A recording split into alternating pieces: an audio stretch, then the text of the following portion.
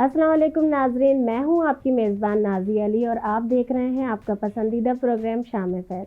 शाम फैज़ में मुख्तलिफ मेहमानों से आपकी मुलाकात होती है। वो तमाम चेहरे जो आप अक्सर टीवी पर देखते रहते हैं, पसंद भी करते हैं। मुख्तलिफ शोबों से उनका ताल्लुक़ होता है, लेकिन आप उनकी ज़िंदगी के बारे में जानना चाहते हैं। आज मेरे साथ जो मेहमान शख्सियत मौजूद है, मैं अगर सियासत की बात करूं, बेहतरीन सियासतदान हैं, लेकिन हम जिस वतन अज़ीज़ में जिस मुल्क में पाकिस्तान में रहते हैं, कायदे आज़म का वो मुल्क जहां ना सिर्फ पाकिस्तानी, तमाम पाकिस्तानी, उसमें चाहे मुसलमान हो, दीगर अक़लियतें शामिल हो, उन तमाम लोगों को बराबरी हासिल है। हमारे साथ भी आज जो शख्सियत मौजूद हैं, मैं उनकी बात करती हूँ कि रुकन पाकिस्तान पीपल्स पार्टी भी हैं मौजूदा, और वो रुकन कौमी असम्बली भी रह चुके हैं, तर्जुमानी करते रहे हैं अपनी अक़लियती बिरादरी की। मैं वेलकम करती हूँ मनोहर लाल साहब को। अस्सलाम वालेकुम। कैसे हैं, खैरियत से हैं आप? क्यों ना आगाज़ किया जाए कुछ आपके बचपन से। तो जहाँ तक हम बात करते हैं कि मुसलमान बहुत सारे जैसे पाकिस्तान में हैं, उसी तरीके से हिंदुस्तान में भी हैं, और हिजरत के वक्त कुछ फैमिलीज़ थी जो हिजरत करके आ गई थी, कुछ नहीं आई थी, तो उसी तरह से रह रहे हैं। मैं अगर आपका पूछूं पाकिस्तान में, तो बैकग्राउंड किस तरह से है कि बाद में वहाँ से हिजरत करके हिंदुस्तान से आना हुआ, या पाकिस्तान में ही आगाज़ से? नहीं, हम लोग ये समझें कि जहाँ से मेरा ताल्लुक़ है घोटकी से जी। मेरे तकरीबन 7 दादा वहाँ दफन है। अच्छा। और मेरी यहाँ कराची में जॉर्ज में रिहाइश है मेरी जी। तो ये मेरी 10वीं पीढ़ी है। अच्छा, ज़बरदस्त। मैं आज सरप्राइज़ हुई हूँ, और बहुत सारे लोग जो आपको तो पॉलिटिकली बातें करते हुए सुनते हैं, और अपनी तरफ से कि किस तरह से आप रहनुमाई भी कर रहे हैं, तर्जुमानी अक़लियती बिरादरी कर रहे हैं, लेकिन ये मैं बहुत सरप्राइज़ हुई हूँ आज इस बात। और सिंध में मेरे जो दादा थे वसूमल, वो सियालकोट से शिफ्ट होकर घोटकी में आए थे। अच्छा। घोटकी उस वक्त बिल्कुल जंगल होता था। अच्छा, तो ये किससे सुनाए गए हैं आपको बाकायदा तौर पर? हाँ, ज़ाहिर ये फैमिली की तरफ जब बच्चे छोटे होते थे तो दादा अब्बू थे, अब्बू जान थे, तो वो ऐसी बातें बताते थे कि फैमिली का बैकग्राउंड क्या है, हमारे बड़े क्या होते थे, मतलब ज़मींदार थे, हिकमत करते थे, और हिकमत भी फ्री ऑफ कास्ट। अच्छा, मतलब कभी भी वो किसी से कोई मतलब की चीज़ लेनी देनी नहीं होती थी। अच्छा, एक बात हम लोगों में है, वो मुझ तक भी ट्रांसफ़र हुई है हिकमत के हवाले से। तो हम अमूमन किसी का इलाज करते नहीं इतना जल्दी। अच्छा। ये दादाओं से लगे चली आ रही बात। अच्छा। लोग आते नस्ल दर नस्ल आते हैं, ध्यान नहीं देते। हाँ। लेकिन हम देखते हैं जब यार इसका यकीन है इस चीज़ के ऊपर, फिर हम उसको बता देगा तू ये कर। तो ये अगर मैं बचपन की बात करूं कि किस तरह से घोटकी में ही बचपन गुजरा, या कहाँ पर, और किस तरह का था, कितने बहन भाई थे, उसके ऊपर कुछ बताएं ना। शरारतें किस तरह की, किस नौइयत की होती थी? देखिए, बचपन तो ज़ाहिर घोटकी में गुजरा जी। जितनी भी एजुकेशन है वो सारी घोटकी से है जी। घोटकी में जब हम बच्चे थे तो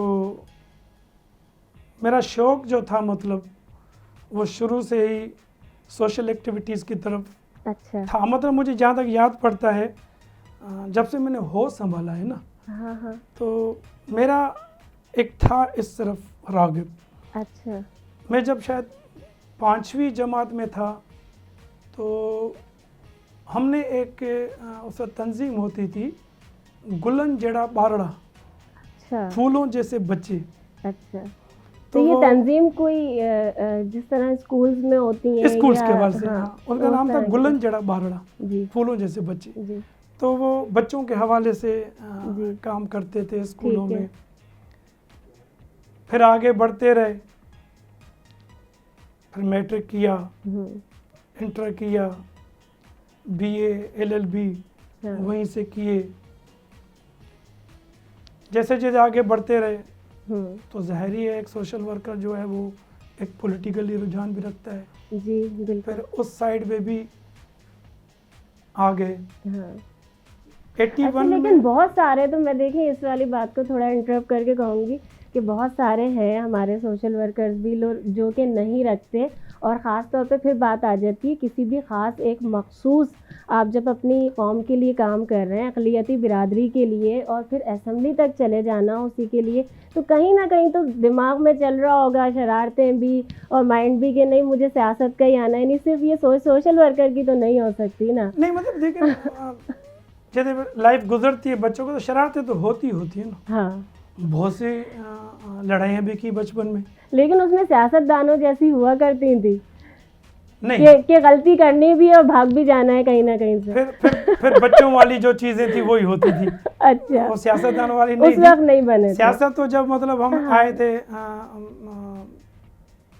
9th में जब मैं आया था जी।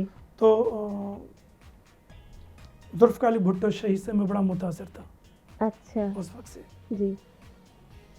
मैंने कहा जब मैंने होश संभाला तो मैंने सियासत की तरफ में जी। राग़िब हुआ था। हाँ अपने स्कूल के अंदर बेंचों पे बैठ के हाँ उस वक्त जब भुट्टो साहब के ख़िलाफ़ तहरीक चल रही थी 9 सितारों ने, वो मुझे अच्छी तरह याद है कि हम अच्छा आपस में लड़ते थे, डिस्कस करते थे स्कूल के अच्छा, अंदर। 9th क्लास में, लेकिन वो जज्बा आपके अंदर पैदा हो चुका था ना सियासतदान वाला। आप ये जी, इस अंदाज़ा लगे कि 9th के बाद जब मैं 81 में मैं फर्स्ट ईयर में पहुंचा हूँ जी। घोटकी कॉलेज में, हाँ तो शहीद जुल्फ़िकार अली भुट्टो साहब की जो शहादत का दिन था 4 अप्रैल, जी। तो मार्शल का दौर था, मार्शल की हुकूमत थी हाँ। जनरल ज़िया साहब की।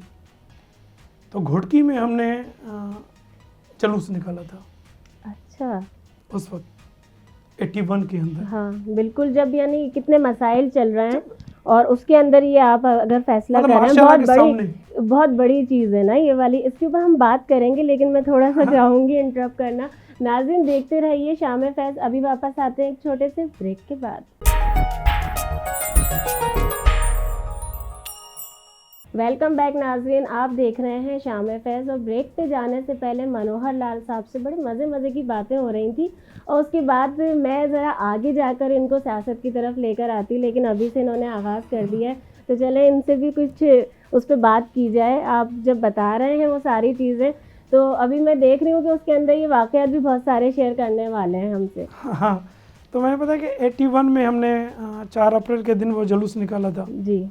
और वो पाकिस्तान के अंदर घोटकी के अंदर बाहर जुलूस था जिस पे फायरिंग हुई थी। तो फिर बड़ों ने कहा कि यार तुम निकल जाओ कराची। अच्छा 81 में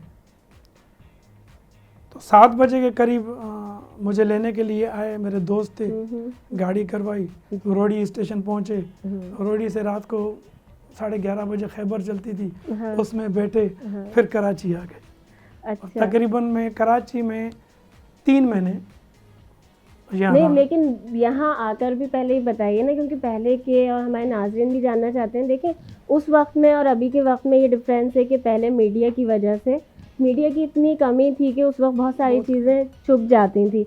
अब तो आप कहीं से किसी भी जगह से आएँ तो मीडिया भी होता है साथ साथ, और ये चीज़ें बासानी नहीं छुप पाती। तो उस वक्त भी आपने कराची में किसी अपने रिलेटिव के घर पे या कहीं पनाह ही ली थी, या आप वैसे ही घूम रहे थे आज़ादी के साथ कराची में? घूम तो आज़ादी के साथ रहे थे। अच्छा। लेकिन मेरे बड़े भाई यहाँ मौजूद सेटल थे ऑलरेडी। अच्छा ठीक है वो यहाँ हाई कोर्ट के एडवोकेट थे जी। मैं उनके साथ आके रहा था 3 महीने। अच्छा फिर 3 महीने के बाद ज़मानत करवाई हाँ मिलिट्री कोर्ट से, जी। ज़मानत हो गई।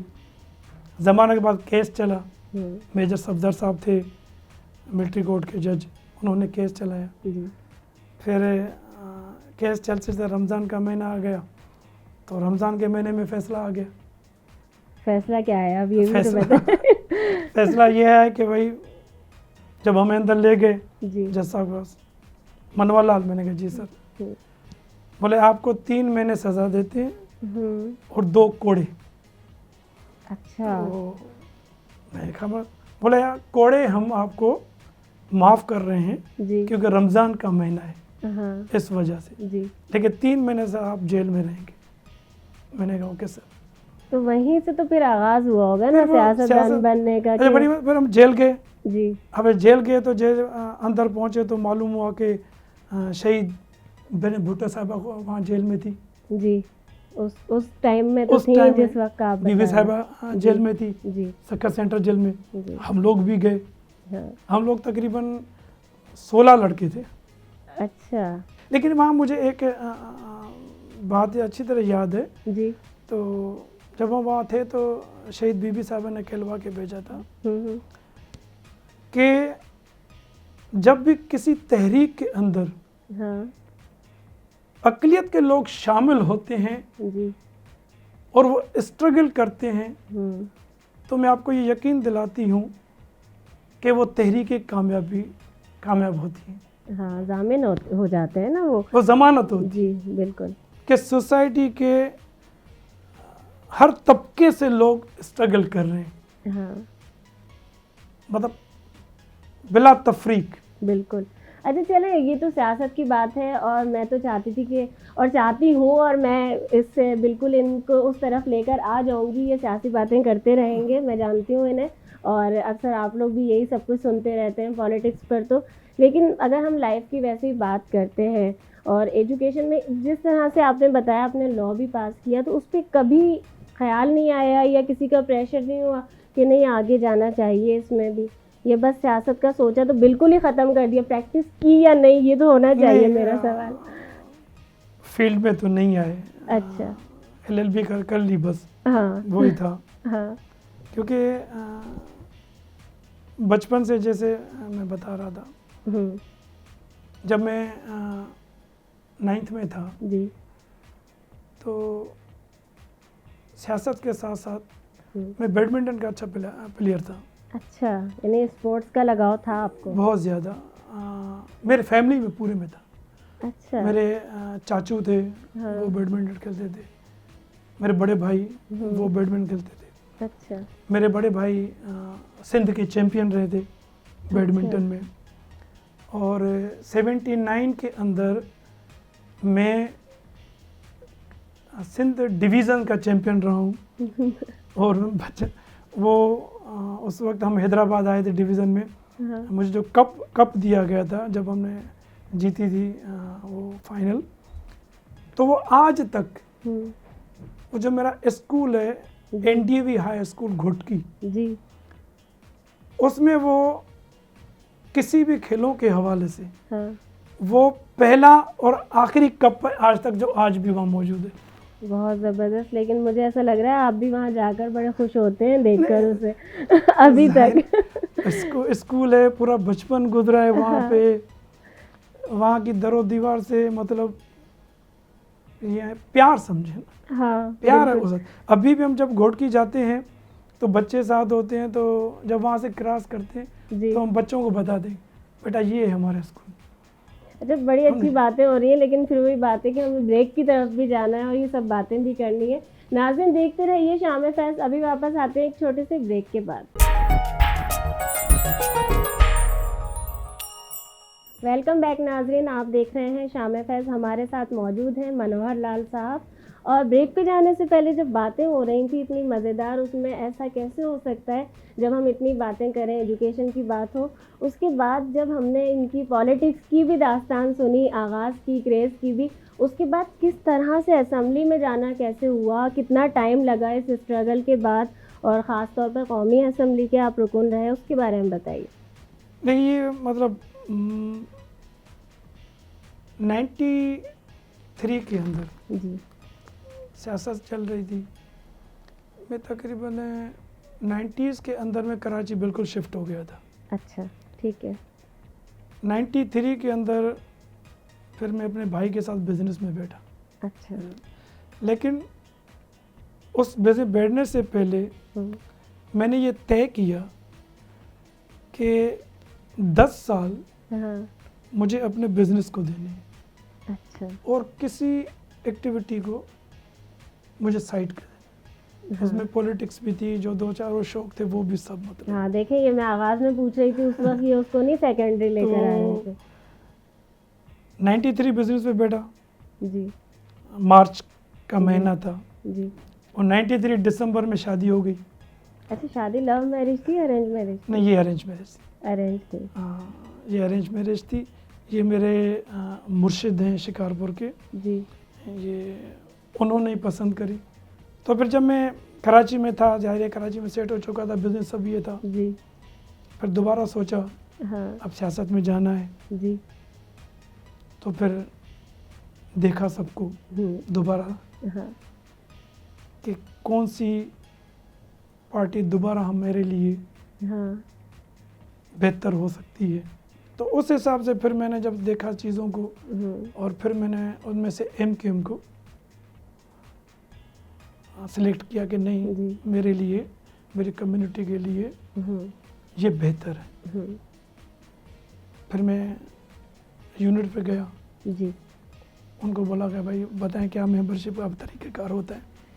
अच्छा, यानी आप अभी जो ये बात बता रहे हैं उसमें बिल्कुल आप बता रहे हैं इनिशियली, क्योंकि हमारे यहाँ कुछ लोग समझते हैं कि नहीं डायरेक्ट ही सब कुछ मिल गया होगा। नहीं उसमें नहीं भी नहीं, स्ट्रगल इसमें थी। बड़ी मेहनत होती है, स्ट्रगल हो जी, जा रही है। जी पॉलिटिकल कैरियर तो चल रहा था ना, हाँ तो बिजनेस में डिसकंटिन्यू हो गया, फिर जी। दोबारा एक MQM को ज्वाइन किया, जी फिर से यूनिट पे जाते रहे, हाँ यूनिट के ज़रिए फिर मरकज़ पे गए। जी अच्छा, मरकज़ पे जब गए तो मुझे ये पता नहीं था कि मरकज़ पे कोई शोबा अक़लियत कमेटी भी कोई होता है MQM में।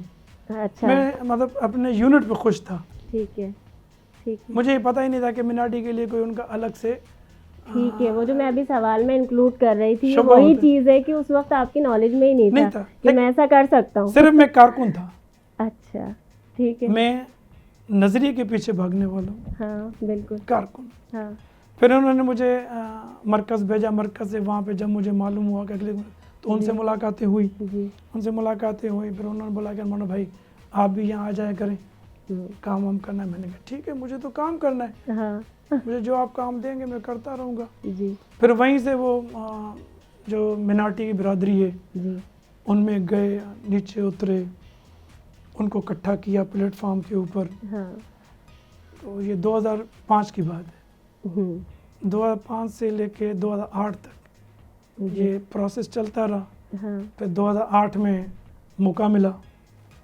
अच्छा, बाकायदा तौर पर लीडरशिप दिखाने का बस, अपनी बस, कम्युनिटी में। जी, वो भी मतलब इंटरव्यूज हुए, ऐसे नहीं हाँ, हाँ, मतलब बिल्कुल। नीचे से जो हमारा यूनिट होता जी। है वो आपको रिकमेंड करता है, जी। सेक्टर आपको रिकमेंड करता है, फिर मरकज़, फिर राब्ता कमेटी के जी। फिर इंटरव्यूज़, हाँ और इंटरव्यूज़ के बाद में जाके कहीं आपने फाइनल select- डिसीजन भी लिया और फिर वो यानी हो चुका था एक तो चीज़ फिर अच्छी। 2008 में ये मौका मिला जी MQM की तरफ से हाँ MNA बनने का। अच्छा, बातें तो हमारी इतनी सारी होती जा रही हैं, लेकिन मैं अगर इसी में आपसे पूछना चाहूँगी, मैसेज लेना चाहूँगी आपसे कि हमारे चैनल के लिए भी कोई मैसेज दें, और साथ में ये जो आपका एक्सपीरियंस रहा है कि हम अगर कायदे आज़म का पाकिस्तान बोलते हैं कि उसमें किस तरह से अक़लियतों को, क्योंकि आप तो बहुत अच्छी तरह से लोगों को बता सकते हैं कि कैसी आज़ादी है और किस तरह से लोग जी रहे हैं और हमें किस तरह से आपस में इत्तेहाद के साथ रहने की ज़रूरत है। देखें ना, इसमें कम से कम मुझे या मेरी कम्युनिटी को या मैं कम्युनिटी को, जी हमें तो ये कभी फील ही नहीं हुआ ना जी कि कोई धर्म अलग है कुछ। मैं तो वही पाकिस्तानी ना, बिल्कुल धर्म एक अलग चीज़ है, वो हाँ। आपका कुछ भी हो। हाँ मेरे राइट्स, मेरे सोसाइटी के राइट्स, सबके कॉन्स्टिट्यूशन पाकिस्तान से एक ही है। बिल्कुल अब उसमें ये नहीं है कि ये हिंदू है, ये क्रिश्चियन है, ये मुसलमान है, नहीं। जी, और हम लोगों ने सबने देखा है वो सारी चीज़ों में कि किस तरह से हम एक दूसरे को विश भी कर रहे होते हैं बहुत सारी चीज़ों का। हमने तो देखे ना, हमने ईदें इकट्ठी गुजारी हाँ, हैं, हमने बिल्कुल। होलियाँ इकट्ठी गुजारी है, हमने दिवालियाँ इकट्ठी गुजारी, जी। हमें शब बारात इकट्ठी गुजारी है। हाँ हम ये तो इकट्ठे रहे हैं। अच्छा, सबसे बड़ी बात मैं पाकिस्तान की आपको बात बताऊं, जी जो दुनिया के अंदर कहीं पे भी नहीं है। जी आप दुनिया की डेमोक्रेसी के जितने भी ममालिक हैं, जी आप उनको स्टडी कर लें। हाँ पाकिस्तान दुनिया का वाहिद मुल्क है जी जिसने मिनॉरिटी को स्पेशल सीट्स अलग से दी गई हैं। बिल्कुल बिल्कुल बिल्कुल। जैसे 10 सीटें हाँ। आपकी पार्लियामेंट में, वफाक में, बिल्कुल इसी तरह प्रोविंसेस में। जी। अच्छा, दूसरी बात ये है कि ये साथ में और हक ये भी है जी। कि हम जनरल सीटों पे भी खड़े हो सकते हैं। हाँ बिल्कुल, आज़ादी है। यानी कि ये दुनिया में आप जी। कितने भी फॉर एग्जांपल आप मेरे पड़ोसी मुल्क इंडिया का ही ले लें, जी। वहाँ इलेक्शन होते हैं, वहाँ पे मिनॉरिटी को कोई अलग से सीटें नहीं दी जाती। हाँ ये वाहिद मुल्क है मेरा पाकिस्तान जी। जिसने मिनॉरिटी को इतनी इज्जत दी है कि एक अलग, कि कहीं अगर आप लोग हाँ इलेक्शन के दिन नहीं आ पाते हो तो उनको आप अलग लोगों को से रिप्रेजेंटेटिव मौके होने फराहम चाहिए। किए हुए हैं। जी बिल्कुल। तो ये बहुत बड़ी बात है हमारे लिए। जी। अच्छा, मैं चाहूँगी ना हमारे प्रोग्राम के लिए और हमारे चैनल के लिए, फैज़ टीवी के लिए ख़ास तौर पर कोई मैसेज दें आप। देखिए, फैज़ टीवी आज का जितनी कंपटीशन चल रही है चैनलों के दरमियान, हाँ माशाल्लाह उसमें जो वो मेहनत कर रहा है और उसके रंग निखर रहे हैं, जी। एक मुकाम बन चुका है। तो हमारी तो यही दुआएं हैं कि फैज़ टीवी कि कोई दिन ऐसा आए जी। कि जो मेन चैनल है जी। पाकिस्तान में, इस पर तो हमें आमीन कहना चाहिए ना, साथ में उनमें इतनी से- अच्छी हमें विश की जा रहा है। उनमें से जब भी कहीं मेरी तारीख में जिक्र हो जी तो एक फैज़ टीवी का भी जिक्र हो वहाँ पे। बिल्कुल, इंशाल्लाह हमारी कोशिश भी यही है और आपने भी इतनी अच्छी हमें दुआएं दी हैं। Thank you so much Manohar Lal भाई, और ये आपके लिए मेरी टीम Thank की you. तरफ से, मेरी तरफ से गिफ्ट है। एक और सरप्राइज गिफ्ट है मेरी और मेरी टीम की तरफ से आपके लिए। ये देखिए Thank कैसा you. लगा, पहले ही Thank you. बताएंगे भी देखकर। माशाल्लाह, थैंक यू।